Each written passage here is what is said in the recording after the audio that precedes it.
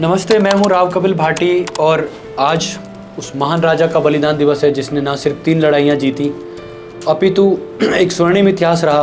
1735 में वो रियासत बनी और उसके बाद 1857 में समाप्त हुई और एक देश के लिए समर्पित भाव रहा उनका।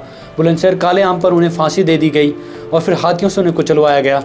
ये एक दुर्भाग्यपूर्ण था। आप लोगों से कहना चाहता हूँ, गुर्जर समाज के नाते भी और एक क्षेत्र के नाते भी वो शायद हर वर्ग से भी वो एक हर वर्ग के राजा थे और उनकी जब मैं वो ख्याति मैंने पढ़ी तो वो उनका बहुत ही सुशासन, बहुत जो शासन था बहुत ही स्वर्णिम था। एक तरह से बहुत ही दैविक भाव का व्यक्ति थे वो जो उन्होंने शासन किया था। तो मेरा मानना ये है कि ऐसे राजाओं को हमें धूमिल नहीं होना देना चाहिए। मैं दादरी में देखता हूँ थाने के सामने उनकी जो मूर्ति लगी हुई है वो बिल्कुल छोटे से उसमें लगी हुई है और हमने उस पर कई बार वहाँ के जनप्रतिनिधि जो हैं दादरी के जो विधायक हैं माननीय, उनसे भी हमने कई बार शिकायत की कि भाई इस तरह से ना करा जाए, एक महान राजा को ऐसे धूमिल ना करा जाए, आप हमारे समाज के नेता हो।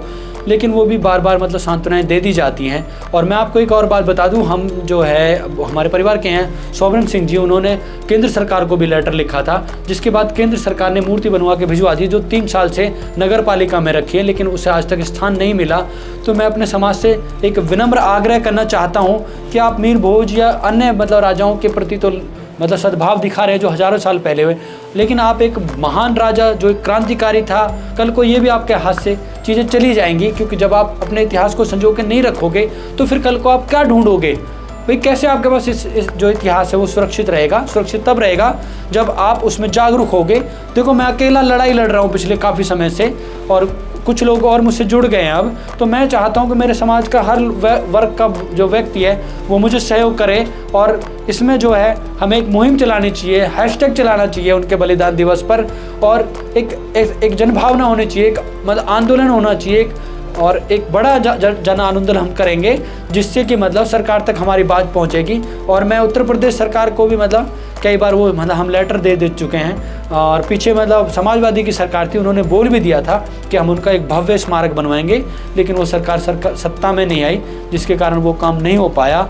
और दादरी में पिछले 50-55 जब से देश आज़ाद हुआ है तब से गुर्जरों का ही वो है विधायक रहा है, लेकिन किसी भी की सर में जूं नहीं रहेंगी कि भाई उन्हें वो सम्मान दिया जाए जिसके वो लायक है। एक छोटी सी बुच बना दिया, उसके पीछे होटल है, वहीं बीड़ी सिगरेट गुटखा आदि बिकते हैं, लेकिन किसी का मन नहीं बचे। सब मृत लोग हैं, पता नहीं किस तरह की भावनाएं जो देशभक्तों को सम्मान नहीं देते हैं। तो मैं युवा पीढ़ी से कहना चाहूँगा कि जो लोगों ने जो पूर्वजों ने किया उस पर हम पानी डालो और अब आप जागरूक हो और उन्हें सम्मान दिलाओ।